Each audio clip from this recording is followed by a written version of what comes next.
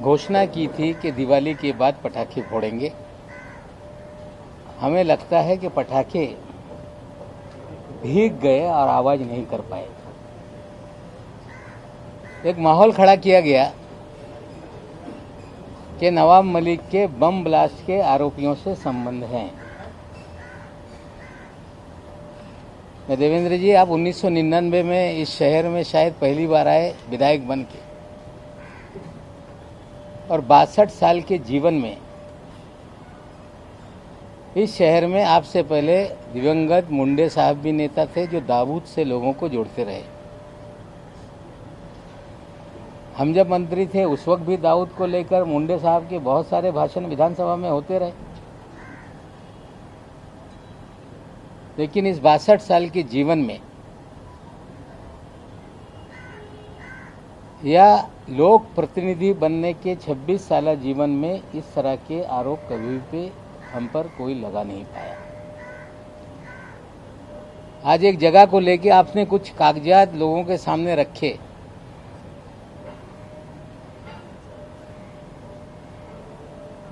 कि 1.5 लाख फुट जमीन ये कौड़ी मोल माफिया के जरिए हमने खरीदी।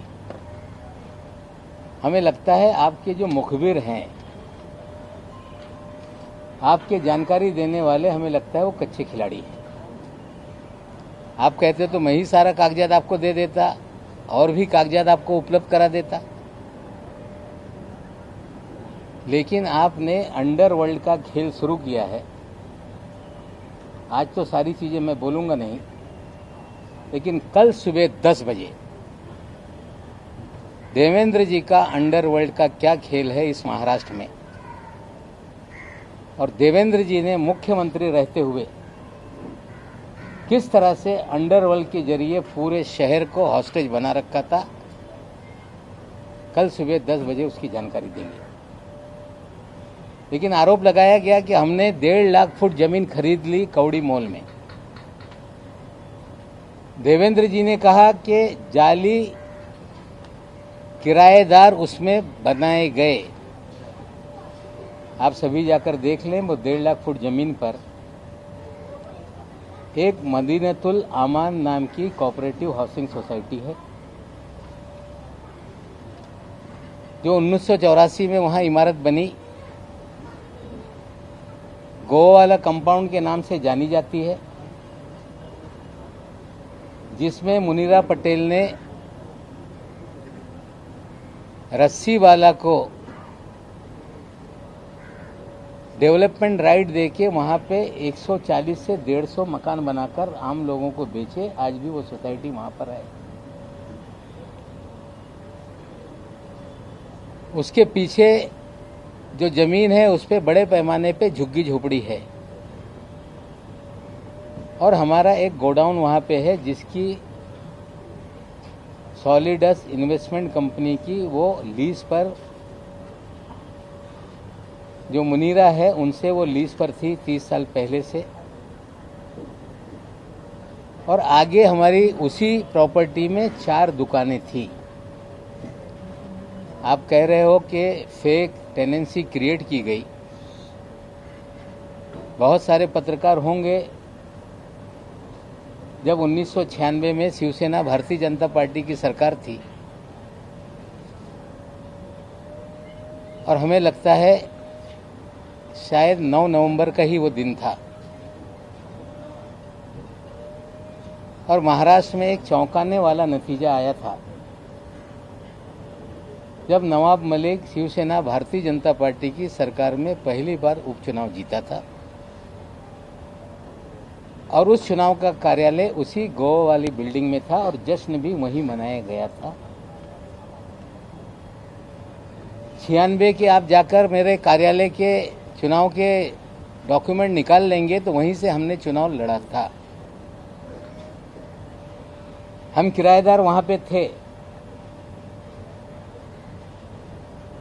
जो मुनीरा पलम्बर है उन्होंने वहां पे झोपड़पट्टी थी,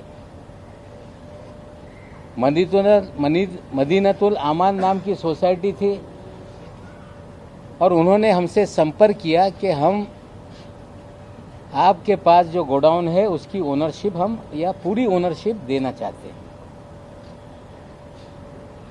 हमने उनसे ओनरशिप ली। उनका जो पावर ऑफ अटॉर्नी था सलीम पटेल, उससे हमने रजिस्ट्री की। वो सारे कागजात उपलब्ध हैं। किराएदार के नाते उस समय जो स्टैम्प ड्यूटी थी, जो कीमत थी, हमने अदा की। वो सरकारी दस्तावेज में उपलब्ध है। हमने मालकिन से ली। अगर वो किसी को कहती है कि ये मेरा पावर ऑफ अटॉर्नी है, उससे आप पूरा आपका जो भी व्यवहार है वो पूरा कर लो, तो हमने वो पूरा करने का काम किया। देवेंद्र जी ने बढ़ा चढ़ा के बम ब्लास्ट का उल्लेख करने का काम किया। सरदार वली खान का उल्लेख करने का काम किया। शायद देवेंद्र जी को उनके मुखबिर बता नहीं पाए कि उसी गोवाला कंपाउंड में सरदार वली खान का आज भी घर है। पिछले 70 सालों से उसी गोवाला कंपाउंड में सरदार वली खान के जो पिताजी थे,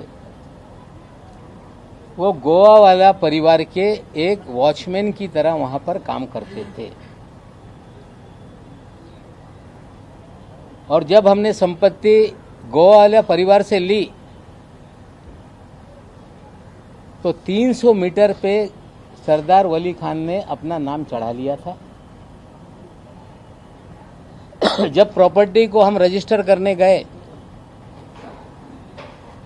ये बातें सामने आई और हमने 300 मीटर का पैसा देकर उन्होंने जो अपना राइट क्रिएट किया था वो उनसे सरेंडर करने का काम किया। आज भी वो हमारे घर के पीछे ही 2 प्रॉपर्टी पीछे वो सारी जगह है। जो गोडाउन है वो भी हमारा वहाँ पर है। जो आगे इमारत है उसमें भी जो 4 दुकानें उस समय हमारी थी वो भी है, आज वहाँ पे किराए पे लगाई हुई है। जब प्रॉपर्टी ली तो आगे जो गोवा वाला बिल्डिंग है जिसमें 8 दुकानें नीचे, 8 घर ऊपर, ये सारी संपत्ति उस समय हमारी हुई। उसमें से बाद में एक बियर बार था। मुसलमान होने के नाते समाज का दबाव होने लगा कि आपके संपत्ति में बियर बार है। वो बियर बार को भी ज्यादा पैसा देके हमने सरेंडर करवाने का काम किया। और किसी भी तरह से कोई अंडरवर्ल्ड के दबाव में या किसी बम ब्लास्ट के आरोपी से ये प्रॉपर्टी हमने खरीदी नहीं। ये पूरी तरह से हम किराएदार थे। जो जगह की मालकिन थी वो चाह रही थी कि आप ये मालकी हक ले लो, और हमने उनसे लिया। जो खान फैमिली थी, पठान फैमिली, जो वहाँ के वॉचमैन थे, उन्होंने अपना 7/12 पे नाम चढ़वा लिया था। उसे सरेंडर करने के लिए उन्हें पैसा देने का काम किया। और ये सच्चाई को देवेंद्र जी ने राई का पर्वत बनाने की कोशिश की। जो व्यक्ति 62 साल जीवन में इस शहर में कभी भी आरोप नहीं लग पाया कि किसी अंडरवर्ल्ड से नवाब मलिक के कनेक्शन रहे हैं, रिश्ते रहे हैं। आप कह रहे हैं कि आप जो भी एजेंसी है उसके सामने जाएंगे, जाइए, हम तैयार हैं। हमें लगता है कि झूठ का आडंबर खड़ा कर देने से किसी की प्रतिमा मलिन हो जाएगी। तो हमें लगता है देवेंद्र जी आपकी गलत फहमी है। जो कुछ है सारे दस्तावेज रजिस्ट्री ऑफिस में है। कंपनी का जो भी डिपार्टमेंट है वहाँ पे सारे कागजात हैं। जो पैसे का लेन देन हुआ उसकी स्टैम्प ड्यूटी हमने भरी है। ये कह देना कि 20 रुपया फुट में लिया, हमें लगता है झूठ बोलो तो जरा ढंग से बोलो। हमें लगता है झूठ बोलकर नवाब मलिक, जो पिछले 7 साल से आपसे लड़ रहा था, पहली बार आपने इस तरह का आरोप लगाया, सरासर बेबुनियाद है। ना नवाब मलिक के किसी अंडरवर्ल्ड के लोगों से रिश्ते रहे, ना नवाब मलिक ने कभी बम ब्लास्ट के लोगों से कोई संपत्ति खरीदी। हाँ, वॉचमैन ने अपना नाम उस पर चढ़ा लिया था, उस वॉचमैन से नाम निकालने के लिए उन्हें पैसे देने का काम किया, ये सच्चाई है। जहाँ तक सवाल है देवेंद्र जी, आपने अंडरवर्ल्ड का खेल शुरू किया है, तो आपको आज मैं कह रहा हूँ कि सुबह 10 बजे आप कह रहे थे कि बम फोड़ देंगे। ये बम नहीं है, आपने आडंबर खड़ा किया। लेकिन नवाब मलिक कल सुबह अंडरवर्ल्ड का हाइड्रोजन बम मुंबई में गिराएगा और देश को बताएगा कि देवेंद्र फडणवीस किस तरह से अंडरवर्ल्ड के जरिए पूरे शहर को हॉस्टेज बनाए हुए थे, किस तरह से एक अंडरवर्ल्ड का सरगना जो विदेश में बैठकर इस शहर से उगाही करता था, वो सरगना किसके लिए काम करता था, वो अधिकारी किसका खास था। और मैं आपको बोलना चाहता हूं कि आज जो मैंने कहा है वो सारी बातें सामने हैं, लेकिन कल सुबह 10 बजे तक का इंतजार कीजिए। बम तो फूटा नहीं, लेकिन हाइड्रोजन बम कल सुबह 10 बजे गिरे। सर, त्यांनी असं सांगितलं की शरद पवार यांच्याकडे आम्ही कागद दाखवणार की त्यांचे मंत्री कसे हो दाखवा। मी कुठल्याही गैरप्रकारे कुणाच्यावर दबाव निर्माण करून कुठलीही संपत्ती घेतलेली नाही। कुठल्याही अंडरवर्ल्डच्या माणसाकडून कुठल्याही संपत्ती कवडी मोल घेतलेली नाही। भाडे करू असताना मालकी हक साठी जे पैसे त्या मालकींनी मागितले ते पैसे आम्ही दिले। वॉचमॅननी स्वतःचं नाव चढून घेतला होता, त्या वॉचमॅनला नाव काढण्यासाठी आम्ही पैसे दिलेले आहे। याच्यात माझ्या कुठल्याही अंडरवर्ल्डशी कुठलाही संबंध राहिलेला नाही। मी कवडी मोल जमीन कुठेही घेतलेली नाही। या उलट या मुंबई शहरामध्ये देवेंद्रजीचे जवळची लोक प्लॉट हडप करण्याचे धंदे कुठल्या अधिकाऱ्याच्या माध्यमातून करत होते आणि कुठला आंतरराष्ट्रीय डॉन जो विदेशातून भारतात आला होता तो कुणासाठी काम करत होता याची माहिती उद्या सकाळी 10 वाजता देऊ। सरदार शाहब अली खान आणि दुसरा सलीम पटेल ही दोन जणी नावं घेतली। सरदार शाहब अली खान आणि सलीम पटेल यांचे संबंध तुमच्याशी जोडलेले आहेत, त्या संदर्भात तुमचं काय? सरदार खान जो है सरदार वली खान याचे वडील जी प्रॉपर्टी गोवावाल्याची आहे त्याचे वॉचमॅन होते। भाडं वसूल करण्याचं ते काम करत होते। त्यांच्या मुळे ते जे मालिक आहेत ते तरस झाले होते। त्या सरदारनी 7/12वर स्वतःचं नाव चढून घेतलं होतं 300 मीटरवर। जेव्हा मालकींनी आम्हाला विकलं तेव्हा त्याचं नाव रिफ्लेक्ट झाल्यामुळे त्यांना आम्ही पैसे दिलेले, हे सत्य परिस्थिती आहे। आणि सलीम पटेल या गोवावाल्याचे पॉवर ऑफ अटॉर्नी होते आणि ज्या मालकनी पॉवर ऑफ अटॉर्नी यांच्याकडून व्यवहार करून घ्या त्यांनी सांगितल्यामुळे हे सगळे व्यवहार म्हणजे भाडे करू असताना मालकी हक घेण्याचं काम आम्ही केलेलं आहे। सर, एक सवाल ये है, 2005 में ऐसा आरोप ये है कि 2005 में जब 20 लाख रुपए का फ्लैट आता था तो 30 लाख रुपए में इतनी सारी जमीन कैसे आपने ली? ये हाँ, झोपड़पट्टी है, आप जाके देख लें। वहाँ पे 140 फ्लैट बने हुए हैं, आप जाके देख लें। वो मदीनतुल आमान जो सोसाइटी है वो डीम कन्वेंस का मुकदमा डीडीआर के कार्यालय में चला। उन्हें हम कार आउट करके हमारी जो गोडाउन है उसका रास्ता छोड़ के उन्हें हम मालकी हक पे देने के लिए तैयार थे। मदीनतुल आमान के जो सोसाइटी के लोग हैं वो जो गोडाउन हमारा है, हमारी मालकी का है, हमारा किराए का पहले था, या जो आगे हमारी दुकानें हैं वो सब हमारी संपत्ति है, इस तरह का उन्होंने विवाद किया। उसका भी ऑर्डर डीडीआर के कार्यालय से 2019 में ही हो गया है। ये ज़मीन 3 लाख फुट नहीं, इस ज़मीन पे ऑलरेडी 140 मकान बने हुए हैं। इस ज़मीन के अधिकांश हिस्से पे झुग्गी झोपड़ी में लोग रहते हैं। उसमें जो गोडाउन का पोर्शन है या आगे की एक छोटी सी 8 दुकान 8 मकान की इमारत है उतनी ही अभी चीज़ें हैं। उसमें भी 6 दुकानें हमारे पास हैं, जो पहले से 4 दुकानें थी। बाद में एक शराब खाना हमने खाली करा के लिया। उसके बाद 2 किराएदार जो पहले मजले में रहते थे, उन्होंने भी टेनेंसी सरेंडर की, वो भी हम लोगों ने ली है। और पूरे ट्रांसपेरेंट तरीके से जो भी चीज़ें हमने की। लेकिन देवेंद्र जी, कोई भी नेता आप सीधे बम ब्लास्ट, दाऊद इस तरह से नाम जोड़ के आप मेरी प्रतिमा मलिन करने का काम कर रहे हैं। आपने कल भी पहले प्रेस कॉन्फ्रेंस में आपने कहा था कि नवाब मलिक के दामाद के घर से गांजा बरामद हुआ। मेरी बिटिया आपको कल नोटिस भेज रही है। आरोप लगा के आप माफ़ी नहीं मांगते। उम्मीद करते हैं इस लड़ाई में आप माफ़ी नहीं मांगेंगे, लढाई जारी रखेंगे। एक आरोप और लगा है, सलीम पटेल नाही, NIA-कडे द्या किंवा CBI-कडे द्या, जे काही चौकशी आहे कुठल्याही चौकशीला मी तयार आहे। जे आज मी बोलतो ते सगळं जे घटनाक्रम आहे ते तसंच झालेलं आहे। NIA करतील, CBI करतील। त्यांना वाटत असेल की नवाब मलिक हे घाबरणार, पण नवाब मलिक घाबरणार नाही।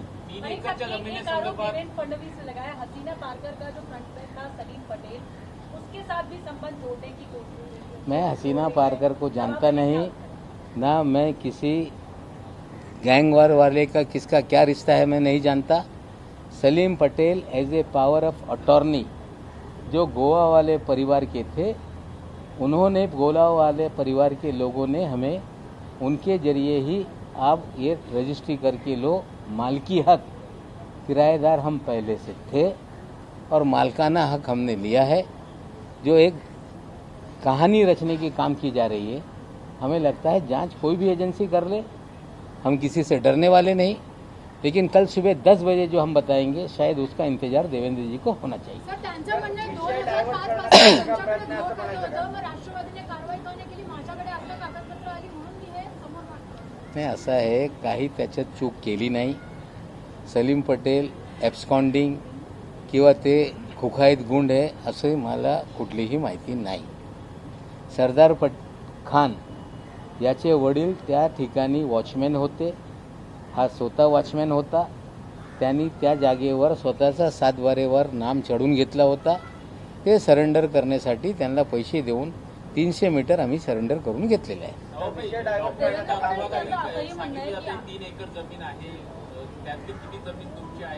हे बघा, असं 3 एकर असं बोलून चालत नाही। त्याच्यावर मदिनातुल आमान नावाची एक सोसायटी आहे, त्या 84 मध्ये 140 पेक्षा जास्त फ्लॅट तिथे आहे। ती सोसायटी आज तिकडे कार्यरत आहे। त्या सोसायटीचा आमचा डीम कन्व्हेन्ससाठी वाद झाला। 99 चालू त्याच्यावर आम्ही त्यांना डीम कन्व्हेन्स करून तो सगळा भाग द्यायला तयार होतो। त्यांचं म्हणणं होता की गोडाऊन पण आम्हाला पाहिजे, सगळं संपत्ती आमची आहे। ते वाद घालल्यामुळे ते त्यांच्या विरोधात निकाल गेला। ते हायकोर्ट जाऊ शकत आहे। पण जी सोसायटी आहे त्यांना मालकी हक्कानी, जे त्यांना विकासकांनी हे सोसायटी बनवून दिलेली याआधी या गोवावाला कुटुंबियांनी डेव्हलपमेंट राईट त्यांना दिलं होतं।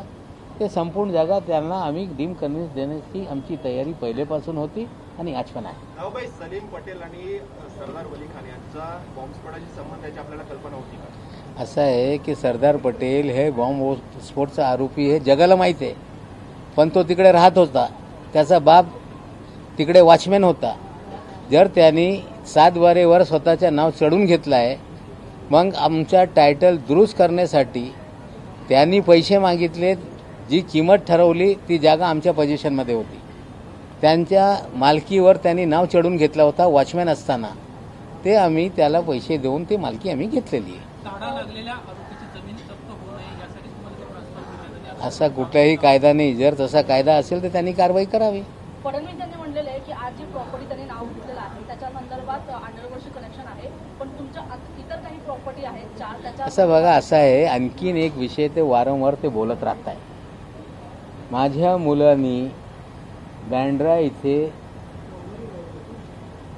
नवेद मोहम्मद अली आणि त्याची बहीण त्याच्याकडून घर घेतला 4.5 कोटी रुपयाचा। त्या काळामध्ये ही बातमी छापून आली की मोहम्मद अली खान याच्याकडून नवाब मलिकच्या मुलांनी घर खरेदी केलेलं आहे. ते घर सगळे कायदेशीर कारवाई करून ते घर आम्ही खरेदी केला, पैसे दिले, स्टॅम्प ड्युटी भरला. आणि ते काही लोक सांगत होते तो आतंकवादी आहे. आता त्याच्या नवेद नावाचा पोरगा जो काँग्रेसच्या युवकांचा अध्यक्ष होता, त्याची बहीण ही एक बँकमध्ये काम करत होती. त्या लोकांनी घर विकलं आणि ते घर आम्ही जेव्हा खरेदी केलेलं आहे तेव्हाच ही बातमी काही लोकांनी छापली होती. आज मी बोलू इच्छितो, मोहम्मद अली खान यांचं निधन झालेलं आहे. मोहम्मद अली यांच्यावर एक मर्डरचा आरोप होता. नंतरच्या काळामध्ये त्या मर्डरमधून त्यांना ॲक्विटल झाला आणि त्याच्याकडून मी काही संपत्ती खरेदी केली नाही. त्यांची मुलगी जे बँकेत काम करत होती, नवेद नावाचा त्यांचा मुलगा, त्यांनी त्या काळामध्ये जवळपास 10-12 वर्षापूर्वी जी किंमत होती ते देऊन खरेदी केली. त्या कुठल्याही त्याच्यावर अटॅचमेंट किंवा कुठल्याही त्याच्यावर असं काही नसताना नुसता अंडरवर्ल्डशी माझा संबंध जोडणं, मला वाटते आता असंच जोडायचं असेल ते दाऊद कासकरचं घर कोकणातला हे सनातननी घेतलेलं आहे. मग सनातनचा दाऊदचा संबंध हे सांगावा काय? आता हे सगळे आरोप होत राहतील. जे काय इन्क्वायरी करायचं आहे त्यांनी करावा, पण नवाब मलिक थांबणार नाही. उद्या सकाळी हायड्रोजन बॉम्ब